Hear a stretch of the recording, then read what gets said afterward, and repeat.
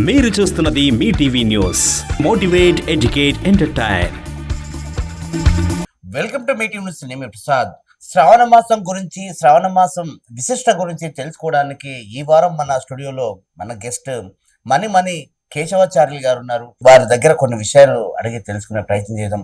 ముందుగా నమస్కారం పంతులు గారు. నమస్కారం అండి. చెప్పండి, శ్రావణ మాస విశిష్ట గురించి, శ్రావణ మాస పూజలు, ఆ ఏ దేవతని కొలవాలి, ఎలా ఉంటవి ఆ ఆచారాలు, ఆ సాంప్రదాయాల గురించి, ఆ పవిత్రమైన శ్రావణ మాసం గురించి మీ టీవీ ప్రేక్షకులకు చెప్పే ప్రయత్నం చేయండి.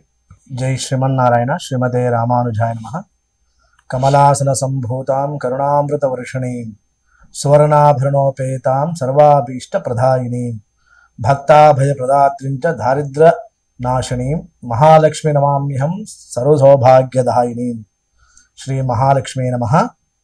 మీ న్యూస్ ప్రేక్షకులకు, సమస్త భక్తాగ్రీషులకు శ్రావణ మాస శుభాకాంక్షలు తెలియజేస్తూ, ఈ శ్రావణ మాసంలో విశేషంగా మహాలక్ష్మి అమ్మవారిని పూజిస్తారు. విశేషంగా అమ్మవారిని శ్రావణ మాసం అంటే లక్ష్మీ నారాయణ కూడా పూజించవచ్చు. ఈ శ్రావణ మాసంలో విశేషంగా లక్ష్మీ అమ్మవారిని ఆరాధన చేస్తారు. ఎందుకు? అమ్మవారు మనకు సకల సంపదను ఇచ్చేటువంటి మహా తల్లి. ఆ అమ్మవారిని ఎవరైతే పూజిస్తారో ఈ ప్రతిరోజు కూడా చక్కగా ప్రాతకాలంలో లేచి చక్కగా తలస్నానాదులు ఆచరించి వారి యొక్క ఇల్లును పరిశుభ్రంగా ఉంచుకొని, ఈ ముఖ్యంగా శ్రావణ మాసంలో ప్రాతకాలంలోనే లేవాలి. వారి యొక్క ఇల్లుని, గృహాన్ని శుభ్రం చేసుకొని అమ్మవారిని ఎవరైతే భక్తి శ్రద్ధలతో అమ్మవారిని ఆరాధిస్తారో వారికి సౌభాగ్యాన్ని, సంపదను ఇస్తారు అమ్మవారు. నెల రోజులు జరగబోయే శ్రవణ మాసం గురించి ఎలా వాళ్ళు అంటే ఉపవాసంతోనే, కొన్ని నియమాలతోనే ఈ దేవతని, అమ్మవారిని కొలిసే ప్రయత్నం చేస్తూ ఉంటారు. అంటే వాళ్ళు ఉపవాసం ఉండాలా, లేకపోతే ఉదయము సాయంకాలం 2 పూటల అమ్మవారికి దీపం పెడితే సరిపోతుందా అంటే మీరు ఏం చెప్తారు?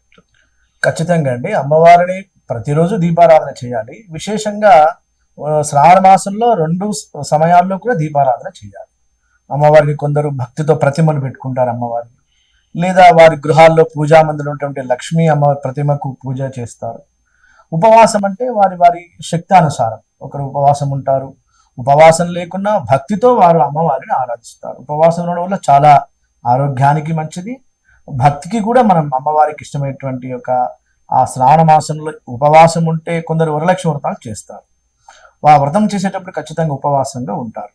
శ్రావణ మాసంలో ఎన్ని గంటల సమయం లోపల అమ్మవారికి దీపం పెడితే బాగుంటుంది? ఎందుకంటే చాలా వరకు సూర్యోదయం లోపలనే దీపం పెట్టుకొని అమ్మవారిని పూజిస్తే కొంచెం మనం మొక్కిన కోరికలు తీర్చే అవకాశం ఉంటుంది. కాబట్టి ఆ సమయం, ఏ సమయం లోపల దీపం పెట్టాలని మీరే చక్కగా అడిగారండి.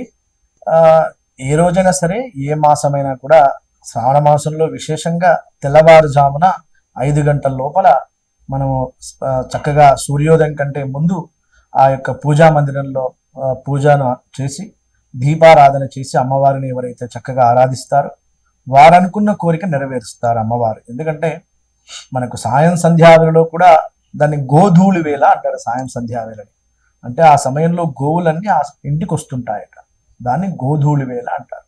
ఆ గోధూళి వేళలో కూడా అమ్మవారిని ఆరాధించిన, చక్కగా నెయ్యి దీపాన్ని వెలిగించిన వారి యొక్క గృహంలో సర్వ సౌభాగ్యాన్ని ఇస్తారు, సర్వ సంపదలు ఇస్తారు అమ్మవారు. ఆ శ్రావణ మాసంలో ముఖ్యంగా తెల్లవారుజామునే అమ్మవారిని పూజించాలి, దీపారాధన చేయాలి. శ్రావణ మాసంలో ఎప్పుడు కూడా సూర్యోదయం తర్వాత ఎప్పుడు దీపారాధన చేయకూడదు, సూర్యోదయం తర్వాత స్నానం ఆచరించకూడదు, సూర్యోదయం కంటే ముందే స్నానం ఆచరించాలి. గృహాల్లో అమ్మవారిని ఆరాధించాలి. అమ్మవారు అంటేనే అర్చనలు ఉంటాయి. కుంకుమార్చన కానీ, తమలపాకు అర్చన కానీ, ఇలా అర్చనలతో అంటే దేవాలయాల్లోకి వెళ్తేనే ఈ కార్యక్రమాలు అక్కడ ఏర్పాటు చేస్తారు. ఇంట్లో కూడా ఇలాంటి కార్యక్రమాలు చేసుకునే అవకాశం ఉంటుందా? అది వాళ్ళకు మీరేం చెప్తారు? ఖచ్చితంగా అంటే దేవాలయాల్లో వెళ్ళి కుంకుమార్చన చేయాలనేది ఏమీ లేదు. గృహాల్లో కూడా అమ్మవారి యొక్క ప్రతిమను తీసుకొని, లేదా మన శక్తి అనుసారం ఒక కాయిన్ తీసుకొని దానిలో అమ్మవారిని ఆవాహనం చేసి చక్కగా ఉపచారాలను కూడా నిర్వహించి వారి సుమంగళీలు వారైతే ఉంటారో సౌభాగ్యునిలు వారు కుంకుమార్చన చేయొచ్చు. ఉదయం చేయొచ్చు, సాయంకాలం కూడా చేయవచ్చు. దేవాలయాలకు వెళ్ళి కుంకుమార్చన చేయాలని నియమం ఏం లేదు. గృహాల్లో కూడా చక్కగా అమ్మవారి ప్రతిమను కానీ, లేకపోతే శ్రీచక్రం, కొందరు శ్రీచక్రం పెట్టుకుంటారు గృహాల్లో. ఆ శ్రీచక్రానికి కూడా కుంకుమార్చన చేయవచ్చు మహిళలు. నెల రోజులు జరగబోయే ఈ శ్రావణ మాసంలో రోజు ఒక అలంకరణతో, రోజు ఒక రూపంతో అమ్మవారు ఉంటున్నారు. ఆ రూపాల గురించి, అలంకరణ గురించి, ఏ రోజు ఏ పూజ చేస్తే భక్తులకు బాగుంటుంది, ఏ రోజు ఏ పూజ ఏ వ్రతంతో చేస్తే వాళ్ళకు అదృష్టం కలుగుతుంది అనే ఒక క్లుప్తంగా చెప్పే ప్రయత్నం చేయండి. మామూలుగా మనం నవరాత్రుల్లో వివిధ రూపాలు ఉంటాయి అమ్మవారికి, కానీ శ్రావణ మాసంలో ఒకే రూపం, అంటే మహాలక్ష్మి అమ్మవారు. ఆ గృహానికి అమ్మవారు ఎప్పుడు స్థిరంగా ఉండాలి అంటే, మన గృహంలో లక్ష్మీదేవి స్థిరంగా ఉండాలి అంటే చక్కగా అమ్మవారిని అభిషేకం కానీ, అర్చన కానీ, అష్టోత్తరం కానీ, విశేషంగా ఆ కమల పూలు ఉంటాయి కదా, ఆ కమల పూలతో అమ్మవారిని ఆరాధించవచ్చు. నెల రోజుల పాటు ఆచరించాలి. విశేషంగా శుక్రవారాలు, శ్రావణ శుక్రవారాలు. శ్రావణ మాసంలో ఒక రోజైనా నియమం తప్పవచ్చు, కానీ శుక్రవారం, శ్రావణ శుక్రవారం నాడు మాత్రం నియమం తప్పకూడదు. ఆ శుక్రవారం చాలా విశేషమైనటువంటి మహాలక్ష్మి యొక్క శుభదినం అది. దాన్నే శ్రావణ శుక్రవారం అని అంటారు. ఆ శ్రావణ శుక్రవారంలో పౌర్ణమి కంటే ముందు తర్వాత వరలక్ష్మి వ్రతం కూడా చేస్తారు. ఈ వ్రతాన్ని కూడా ఆచరించవచ్చు. శ్రావణ మాసంలో ఏ శుక్రవారమైనా వరలక్ష్మి వ్రతం చేయొచ్చు. దీనికి ఆనాడే చేయాలని ఏం నియమం లేదు. ఏ శుక్రవారం అయినా కూడా వరలక్ష్మి వ్రతము ఆచరించవచ్చు. ఈ రూపాలు అమ్మవారు ధాన్యలక్ష్మి కానీ, ధనలక్ష్మి కానీ, సంతానలక్ష్మి కానీ, వివిధ రూపాలు అమ్మవారు ఉన్నారు. కానీ ఆ రూపమంతా ఒక మహాలక్ష్మి రూపమే. శ్రావణ మాసంలో మహాలక్ష్మి అమ్మవారిగా అందరినీ అనుగ్రహిస్తుంటది అమ్మ. అమ్మవారికి ఎక్కువ అంటే లక్ష్మీ దేవత అంటేనే మనకు డబ్బు, నగలు. చాలా మంది కొందరు ఇండ్లలో డబ్బులు, నగలు పెట్టి ఆ 30 రోజులు అమ్మవారిని పూజిస్తారు. అంటే ఆ డబ్బులు పెట్టలేని వాళ్ళు కూడా ఉంటారు. ఒక కాయిన్, రూపాయి కాయిన్ కూడా పెట్టి ఎట్లా చెప్తారు, దాన్ని ఎట్లా చూస్తాం? యథాశక్తి యథా భక్తి అంటారండి. అమ్మవారిని మన శక్తి మేరకే ఆరాధన చేయవచ్చు. ఒకరు డబ్బులు పెట్టి చేశారని, ఒకరు నగలు పెట్టి చేశారని ఎప్పుడు కూడా చింతన చేయకూడదు. అమ్మవారు మనకు ఎలాగూ ఇస్తారు. మన శక్తి రూపేణ మన దగ్గర ఉన్నటువంటి అమ్మవారి దగ్గర అక్కడ అమ్మవారి దగ్గర ఇచ్చి సమర్పణ చేసి చక్కగా వారి ఆదరణ చేస్తుంటారు. ఉన్నటువంటి నగలతోనే మన దగ్గర ఉన్నటువంటి అమ్మవారు ఎంతో ఇస్తారు మనకు. ఆ ఇచ్చిన దాన్ని యథాశక్తి యథాభక్తి అలా అమ్మవారిని ఆరాధన చేయాలి. అలా ఆరాధన చేస్తే మనకు అనుకున్న కోరిక నెరవేర్త. ఒకరు ఇలా చేశారని ఎప్పుడు కూడా భావన పెట్టుకోకూడదు. యద్భావం తద్భవతి అంటారు. అంటే అమ్మవారికి ఇవన్నీ ఏమీ లేకున్నా ఇవన్నీ సమర్పించాము అనుకుంటే చాలు, అన్ని అమ్మవారికి సమర్పణ చేసినట్టే ఉంటుంది. శ్రావణ మాసంలో సత్యనారాయణ స్వామి వ్రతాలు కూడా పెట్టుకుంటారు. అలా చేస్తే బాగుంటుందా? వాళ్ళ కోరికలు తీరుతాయా? అట్లా కూడా మనం పూజలు చేసుకోవచ్చా? చేయొచ్చు అండి. సత్యనారాయణ వ్రతం చాలా విశేషము. దాని లక్ష్మీనారాయణ వ్రతం కూడా అంటారు. సత్యనారాయణ స్వామిని విష్ణు స్వరూపమే. సత్యనారాయణ అంటే విష్ణు స్వరూపమే, రమాదేవి అంటే లక్ష్మీ స్వరూపమే. ఈ వ్రతాన్ని కూడా చేసుకోవచ్చు, ప్రతిరోజు చేసుకోవచ్చు. ఈ వ్రతానికి అమావాస్య, అష్టమి, నవమి అనేది ఏముండదు. సర్వకాల సర్వావస్థల యందు చేయొచ్చు ఈ వ్రతాన్ని. శ్రావణ మాసంలో ఇంకా విశేషంగా చేయవచ్చు. పంతులు గారు, శ్రావణ మాసం అమ్మవారు విశిష్ట గురించి, ఎందుకు అమ్మవారిని మనం పూజించాలి అనే ఆలోచన మనం మీకు చెప్పే ప్రయత్నం. లక్ష్మీం క్షీరసముద్రరాజతనయా శ్రీరంగదామేశ్వరీ దాసీభూత సమస్త దేవవనితా లోకైక దీపాంకురా శ్రీమన్మంద కటాక్షలబ్ధ విభవ బ్రహ్మేంద్ర గంగాధరా త్వాం త్రైలోక్య కుటుంబిని సరజిజాం వందే ముకుంద ప్రియాం. ఓం శ్రీ మహాలక్ష్మీయై నమః. అమ్మవారు సాక్షాత్తు శ్రీమన్నారాయణ యొక్క సతి. అమ్మవారు మహాలక్ష్మి. వైకుంఠంలో శ్రీమన్నారాయణతో పాటు స్వామివారితో పాటు అమ్మవారు ఉంటుంది. అమ్మవారు ఎలా ఆవిర్భవించారు మనం చెప్పాం కదా. మొదటిలో శ్లోకంలో లక్ష్మీ క్షీర సముద్ర రాజ అని చెప్పాం. అంటే అమ్మవారు సముద్రుని యొక్క కూతురు. ఆ పాల కడలిలోంచి అమ్మవారు ఆవిర్భవించారు. ఒకవైపు సురులు అంటే రాక్షసులు, ఒకవైపు దేవతలు. ఆ చిలకడం వల్ల ఆ పాల సముద్రంలో అమ్మవారు ఆవిర్భవించారు. అమ్మవారు విశేషంగా మహాలక్ష్మి అంటే సాక్షాత్తు శ్రీ మహావిష్ణు యొక్క ధర్మపత్ని మహాలక్ష్మి. అమ్మవారు నిత్యం వైకుంఠంలో నారాయణతో పాటు ఉంటుంది. ఈ శ్రావణ మాసంలో శ్రవణ నక్షత్రం అంటే వెంకటేశ్వర స్వామి జన్మ నక్షత్రం. శ్రవణం, శ్రావణం అంటే శ్రవణ నక్షత్రం స్వామివారి జన్మ నక్షత్రం. శ్రావణ మాసం అనేది ఆ నక్షత్రంతో పాటు వచ్చింది. దాన్ని శ్రవణ మాసము అంటారు. శ్రావణ మాసం అంటారు. ఈ శ్రావణ మాసంలో ఎవరికి విశేషమైనటువంటి మాసం? ఇప్పుడు కార్తీక మాసం ఉంది. శివునికి అంటే కార్తీక దామోదరాయ నమః అంటాం. విష్ణువుకు శివునికి విశేషమైనటువంటి కార్తీక మాసం. మాఘమాసం ఉంది. అది కేవలం విష్ణువుకు మాత్రమే విశేషమైనటువంటి మాఘమాసం. వైశాఖ మాసం ఉంది. అది నరసింహస్వామికి విశేషమైనటువంటి మాసం. నృసింహస్వామికి. ఇలా 12 మాసాలు, ఒక్కొక్క మాసానికి ఒక్కొక్క విశిష్ట దేవత ఉంటారు. ఈ శ్రావణ మాసానికి మహాలక్ష్మి విశిష్ట దేవత. ఈ శ్రావణ మాసంలో ఎవరైతే అమ్మవారిని భక్తితో ఆరాధిస్తారో, అన్నాం కదా మనం, సర్వలోకైక కుటుంబిని.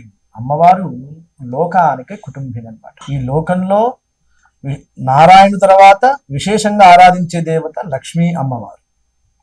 అమ్మవారిని సర్వమంగళ మాంగళ్యే అంటారు. శివే సర్వార్థ సాధకే శరణ్యే త్రయంబకీ దేవి నారాయణి నమోస్తుతే అంటారు. అమ్మవారిని నారాయణ నమోస్తుతే. నారాయణ సతి కాబట్టి నారాయణ నమోస్తుతే. అమ్మవారికి నమస్కారం చేసిన ఆ నారాయణకి నమస్కారం చేసినట్టే. నారాయణునికి నమస్కారం చేసిన అమ్మవారికి నమస్కారం చేసినట్టే. ఇద్దరు కూడా లక్ష్మీ నారాయణుడు. ఇలా శ్రావణ మాసంలో విశేషమైనటువంటి విశిష్ట దేవత మహాలక్ష్మి అమ్మవారు. ఆ అమ్మవారిని మనము ప్రతిరోజు నిత్యము అమ్మవారి ధ్యానం చేసిన, స్మరణ చేసిన, ఆరాధించిన, అర్చించిన అమ్మవారికి ఇవన్నీ మనం ఉపచారాలు చేయాలి. ఉపచారాలు అంటాం. ఎలా ఉపచారాలు? అర్ఘ్యము, ఆచమనము, పాద్యము చేయాలి. శుద్ధోదక స్నానం అమ్మవారికి. తర్వాత విశేషంగా ఏదైనా మీ శక్తి మేరకు ఒక ఆభరణం వేయాలి అమ్మవారికి. బంగారు నగ అంటారు కదా, అది ఆభరణం వేయాలి. ప్రతిమకు చక్కటి పట్టు పీతామరంతో అమ్మవారిని అలంకరణ చేయాలి. అలా అలంకరణ చేసి తామర పువ్వులతో అమ్మవారిని ఆరాధన చేయాలి. ఆ తామర పువ్వులు పద్మాసనే స్థితాం అంటాం. మనం చెప్పాం కదా ముందు, కమలాసన సంభూతాం కరుణామృత వర్షిణి. అమ్మవారు కరుణామృత వర్షిణి. ఆమె మన అమ్మ అంటే చాలు మన మీద అంత కరుణాన్ని మన మీద వర్షిస్తారు అన్నమాట. కరుణామృత వర్షిణి. సువర్ణాభరణోపేతాం. అమ్మవారు ఎప్పుడు కూడా సువర్ణాభరణలతో ఉంటుంది. అమ్మవారు ఎప్పుడు కూడా బంగారు నగలతో దగదగా మెరుస్తుంది అమ్మవారు. ఆ అమ్మవారిని సర్వాభీష్ట ప్రదాయిని. సర్వ అభీష్టాలు, మనకెన్నో కోరికలు ఉంటాయి మన మనస్సులో. ఇది కావాలి, ఇది బంగారు కావాలి, ఈ ధనం ఎంత ఇవ్వాలి, మాకు మంచి ఇల్లు కట్టుకోవాలి, మంచి కారు తెచ్చుకోవాలి అని ఎన్నో అభీష్టాలు ఉంటాయి మన కోరికలు. అవన్నీ సర్వాభీష్ట ప్రదాయిని. అన్ని కోరికలు ఇస్తుంది అమ్మ మనకి. భక్తాభయం ప్రదాచించ దారిద్ర దుఃఖ నాశని. కొందరు దారిద్రంతో ఉంటారండి. కొందరు చాలా దారిద్రంతో ఉంటారు. వాళ్ళు ఎన్నో దుఃఖాలు పడుతుంటారు. అయ్యి ఇది నాకు లేదు, ఎంత చేసినా అమ్మవారి అనుగ్రహం లేదు అని అంటుంటారు. ఈ శ్రావణ మాసంలో అమ్మవారిని ఆరాధించండి, అన్నీ ఇచ్చేస్తుంది అమ్మ మనకి. ఏది కావాలంటే అది ఇచ్చేస్తుంది. మహాలక్ష్మి నమామ్యహం సర్వ సౌభాగ్యదాయిని. అమ్మవారు ధనంతో పాటు సౌభాగ్యాన్ని కూడా ఇస్తుంది అనమాట. సౌభాగ్యం అంటే ఏమిటి? అమ్మవారు ముత్తైదులు, సుమంగళీలు. సౌభాగ్యంతో పాటు మన గుణం కూడా మంచిగా ఉండాలి. శ్రావణ మాసంలో అన్నదానం చేయండి, అంతకంటే విశేషం ఏంటి. ఒక ఇంటికి పిలిచి చక్కగా ఇస్తరాకు వేసి మంచిగా ఆ నైవేద్యాలు అమ్మవారు పెట్టేటువంటి ఆ అతిథికి పెట్టండి. అతిథి మన చెప్తుంది సనాతన ధర్మం, అతిథి దేవో భవ అంటుంది మన సనాతన ధర్మం. ఇంటికి వచ్చే వారిని కూడా ఎవరు? సాక్షాత్ దైవం మానవ రూపేణ. దేవతలు కూడా మన గృహానికి వస్తారట. వారు అనుకుని పెట్టండి. ఓ దేవత వచ్చారనుకొని పెట్టండి. వచ్చిన వారికి ఇంత అన్నం పెట్టండి. ఈ పూజల కంటే అన్నదానం చేయండి చాలా విశేషంగా. శ్రావణ మాసంలో మనం ఎన్ని పూజలు చేస్తామో అన్నదానం కూడా అంత విశేషమైనది. ఈ శ్రావణ మాసంలో భక్తితో కలవండి అమ్మవారిని. అన్ని సర్వమంగళ మాంగళ్య, సర్వమంగళమాయ అమ్మవారు. కొందరు దేవాలయాలకు వెళ్ళండి, గృహాల్లో ఆరాధన చేసుకుని దేవాలయంకి వెళ్ళండి. పక్కలో దేవాలయం ఉంటుంది, ఏ దేవాలయానికైనా వెళ్ళొచ్చు. శ్రావణ మాసంలో అయ్యో మహాలక్ష్మి దేవాలయం లేదేదమ్మా మన ఊరిలో అనుకుంటారు కొందరు. వైష్ణవ దేవాలయాలు ఉంటాయి, అమ్మవారి పార్వతి దేవాలయాలు ఉంటాయి. ఎక్కడన్నా వెళ్ళండి, వారిని అమ్మవారిని అనుకోండి. మహాలక్ష్మి యద్భావం తద్భవతి, ఆమెనే మహాలక్ష్మి అనుకుంటే చాలు. అది అమ్మవారి యొక్క విశేషం. శ్రావణ మాసంలో మహాలక్ష్మి చాలా విశేషమైనటువంటి మహాతల్లి. ఆమె ఆ పాల కడల నుంచి ఆవిర్భవించింది అమ్మవారు. ఆ వేళ అమ్మవారిని ఆరాధిస్తే మన ఇంట్లో సిరి సంపదలు, సర్వాభీష్ట మీ కోరికలన్నీ నెరవేరుతాయి. శ్రావణ మాసంలో ప్రతి గృహం కూడా వైకుంఠమే. అమ్మవారిని ఎవరు చక్కగా ఆరాధిస్తారు, అమ్మవారి ఇద్దరు ఉంటారు, లక్ష్మీనారాయణులు ఉంటారు అక్కడ.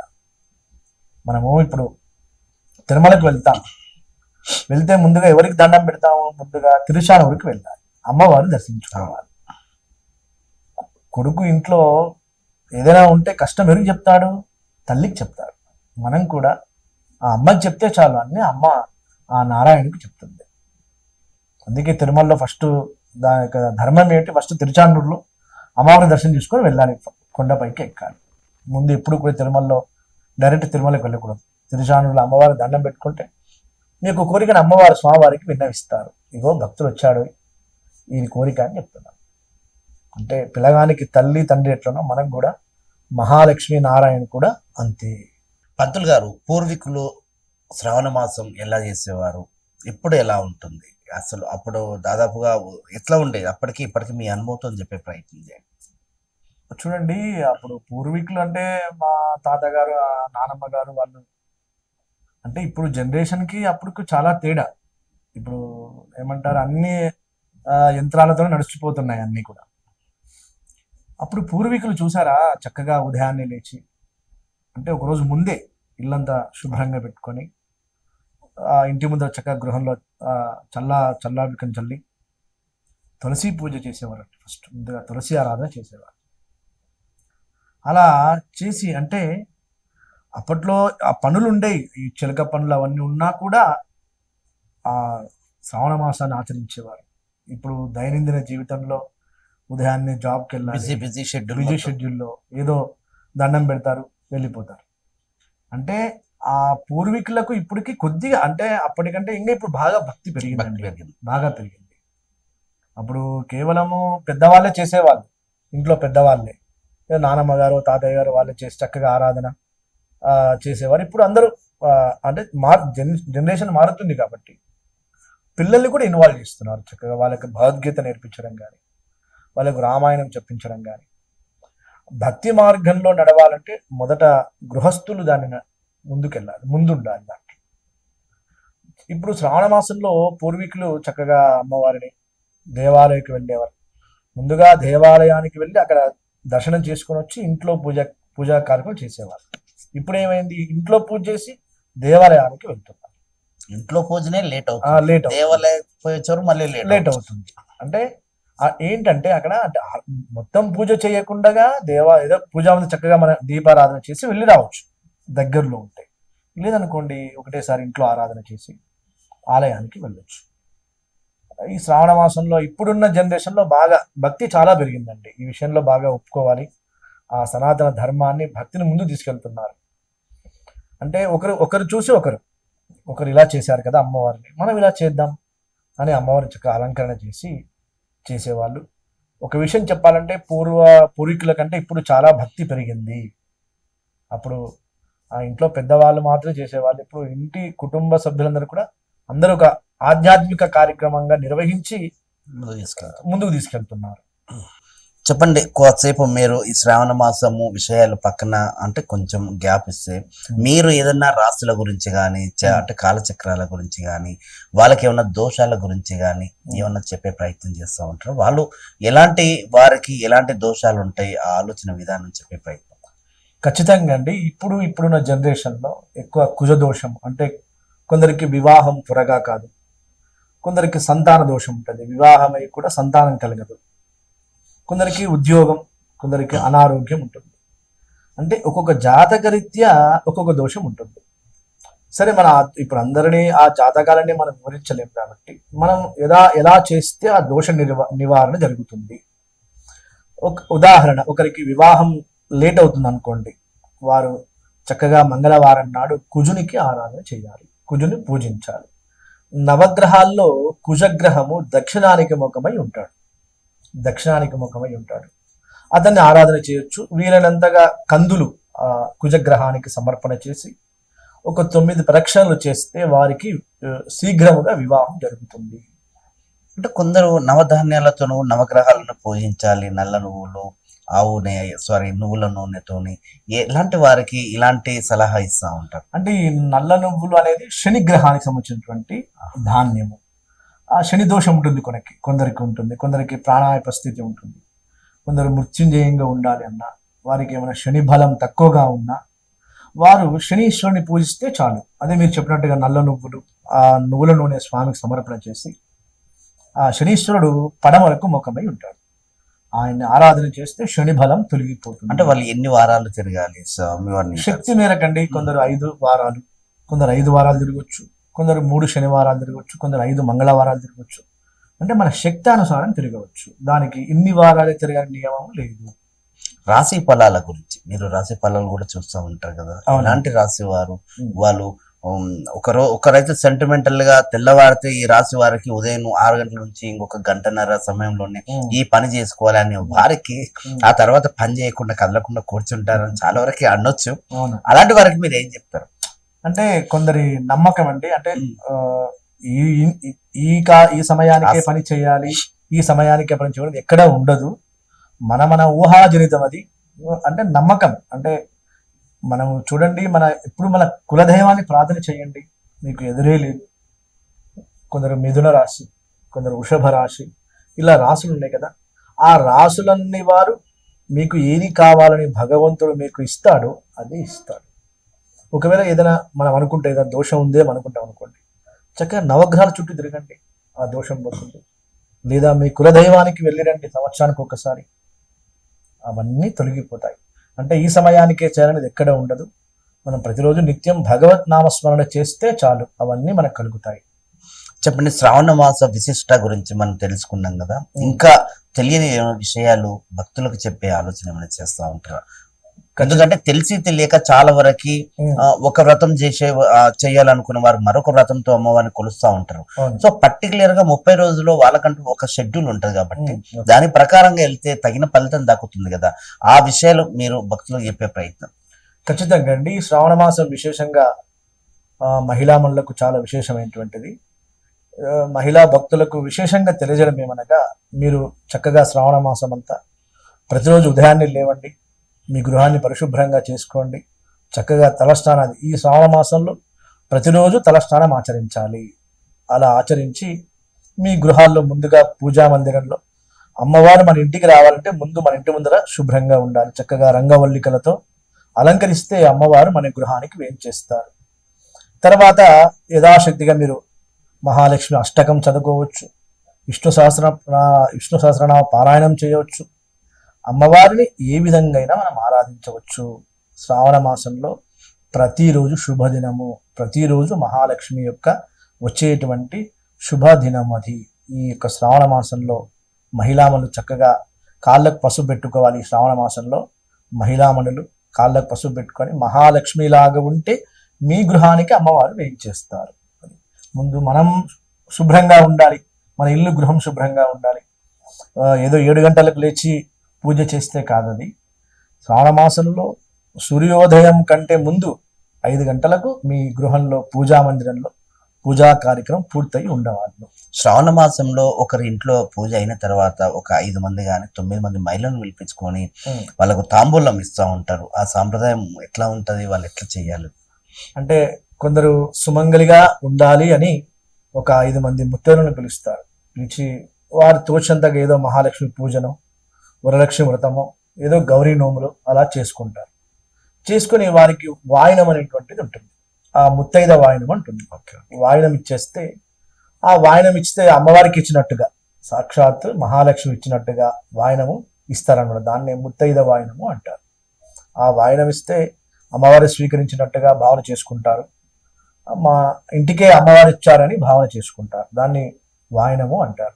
శ్రావణ మాసంలో అమ్మవారికి ఏ పువ్వులతో పూజిస్తే బాగుంటుంది, ఎలాంటి ప్రసాదం నైవేద్యంతో అమ్మవారికి కొలిస్తే మనకు అదృష్టం దక్కుతుందని ఒక విషయం. చాలా చక్కటి క్వశ్చన్ అండి.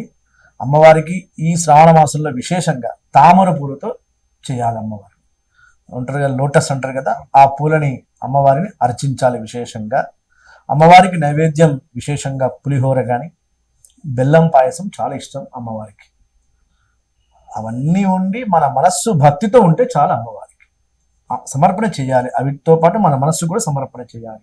అమ్మ ఇదిగో ఈ నివేదన చేశాము, మమ్మల్ని చక్కగా ఈ లోకమంతా రక్షించమ్మా మహాలక్ష్మి అని మనం వేడుకోవాలి అమ్మవారికి.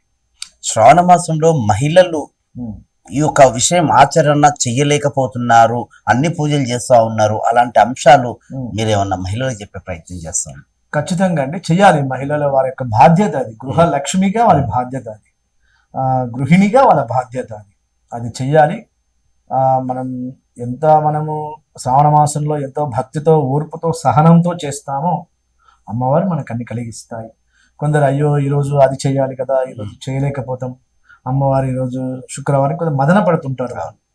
మీ శక్తి మేరకు ఆచరణ చేయండి, శక్తికి మించి చేయకండి. అమ్మవారికి ఇష్టమైనటువంటిది మన మనస్సు సంపూర్ణంగా ఉండాలి, నిష్కలంగా ఉండాలి మన మనస్సు, మన శరీరం పవిత్రంగా ఉండాలి, మన గృహం పరిశుభ్రంగా ఉండాలి. అయితే పర్టికులర్గా శ్రావణ మాసం మొత్తం ఉపవాసం ఉండాల్సిన అవసరం లేకపోయినా భక్తితో కొలిస్తే సరిపోతుందా, లేకపోతే ఆ 30 రోజులు ఉపవాసంతో దేవుని పూజిస్తే బాగుంటుందా అంటే మీరు ఏం చెప్తారు?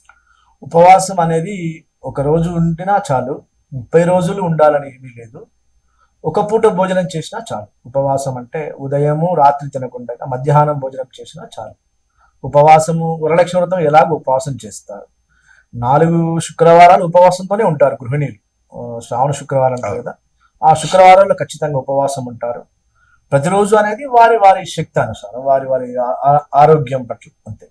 కుటుంబ సభ్యులందరూ కూడా అట్లాగే ఆచరణలో ఉండాలా, లేకపోతే ఈ మహిళతో ఈ భక్తురాలతో పాటు వాళ్ళు కూడా అట్లా పూజలు పాల్గొంటే సరిపోతుందా? ఖచ్చితంగా ఉండాలి, వారితో పాటు అందరూ ఉంటే బాగుంటుంది. ఆమెనే పూజ చేస్తుంది కదా, ఆమె ఉంటే చాలన్నట్టు కాకుండా అందరూ కుటుంబ సభ్యులందరూ ఉంటేనే బాగుంటుంది. అలా ఉండడం వల్ల మీకు అమ్మ అనుగ్రహం ఉంటుంది. ఇప్పుడు ఆమె ఒక్క ఉపవాసం చేస్తే ఆమెకే అనుగ్రహం ఉండదు కదా, ఇంటిల్లి బాధి ఉంటుంది అనుగ్రహం, అమ్మవారి అనుగ్రహం. ఇదండి శ్రావణ మాస విశిష్ట గురించి. శ్రావణ మాసంలో ఎలాంటి పూజలు చేయాలి, ఎలాంటి ప్రసాదంతో నైవేద్యంతో అమ్మవారిని కొలవాలి, ఎలాంటి పువ్వులతో అమ్మవారిని పూజించాలి, ఏ రోజు ఏ పూజ చేస్తే బాగుంటుంది, 2 సమయంలో అమ్మవారికి దీపంతో ఈ శ్రావణ మాసంతో అమ్మవారిని కొలుచుకున్నట్టయితే మనము ఏదైతే పసుపు అంటే గుమ్మానికి కడప ఎలాగో పసుపు పెట్టి కాళ్ళకు పసుపు పెట్టుకొని మనం చక్కగా అమ్మవారు మన ఇంటికి సాక్షాత్తు ఆహ్వానిస్తున్నట్టుగా ఆ మహిళ ఉంటే ఆ శ్రావణ మాసంలో చేసే పవిత్రమైన పూజలకు ఆ శ్రావణ మాస విశిష్ట గురించి మనం తెలుసుకొని అలాంటి భక్తి శ్రద్ధలతో 5 మంది కానీ 9 మంది ముత్తైదులను పిలుచుకొని వాళ్ళకు తాంబూలాలు ఇచ్చి ఏదైతే మనం శ్రావణ మాసంలో పవిత్రంగా చేసుకున్న పూజలో మనం చేసుకున్నట్టయితే సాక్షాత్ అమ్మవారి మన ఇంటికి వస్తుంది. ధన రూపకంగా కావచ్చు, ఆరోగ్య రూపకంగా కావచ్చు, వస్తు రూపకంగా కావచ్చు. ఇలా మనం శ్రావణ మాసం మొత్తం పవిత్రంగా ఉండి అమ్మవారిని పూజించుకుంటే బాగుంటుందని ఇక్కడ మనకు మణిమణి కేశవాచార్యులు గారు చెప్పే విషయాలు ఇదండి. మొత్తానికి నేను శ్రావణ మాసంలో చెప్తున్న విషయాలుగా జ్యోతిష్యం కానీ అలాగే మనకు రాశి ఫలాల గురించి కూడా కొన్ని విషయాలు చెప్పే ప్రయత్నం చేస్తూ ఉన్నారు. మరొక వారం మరొక అంశంతోనే మీ ముందుకు వచ్చి మీకు సమాచారం ఇవ్వాలనుకుంటున్నాం. మొత్తానికి ఇక్కడ meeting news thank you so much అండి. మీరు ధన్యవాదాలు. జై శ్రీమన్నారాయణ. మీ యొక్క న్యూస్ ఛానల్ దినదినాభివృద్ధి చెందాలని ఆ భగవంతుని మనసారా కోరుకుంటున్నాను. జై శ్రీరామ్. జై శ్రీరామ్.